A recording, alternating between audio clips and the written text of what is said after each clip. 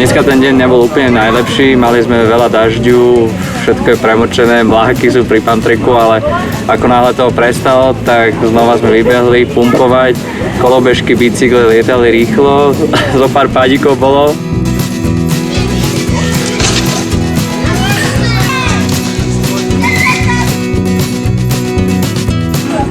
Tak už som sa bal,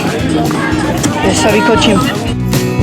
Tieto deti, tie sa ničo neboja, naozaj vypadol z pantreku, ešte do blata padol, postavil sa a už bol zase naspäť a točil ho do kolečka, až kým sme ho nezastavili, takže perfektné výkony a žiaden strach.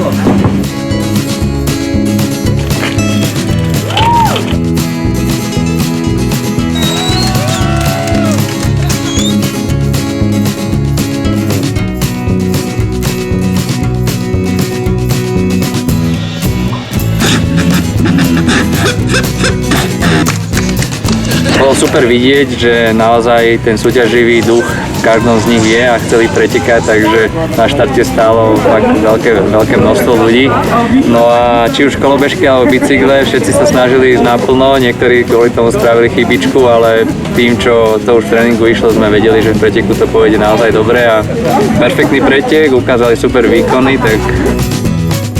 čo sa týka toho, že dostali ceny, tak tá radosť je asi oveľa väčšia, keď dostanú daček bežné deti, tak to som bol veľmi rád a naozaj talent je v nich, tak dúfam, že to môžu rozvíjať, budú jazdiť aj ďalej na bicykloch a že znova na pantreku budúce leto ukážu ešte niečo viac.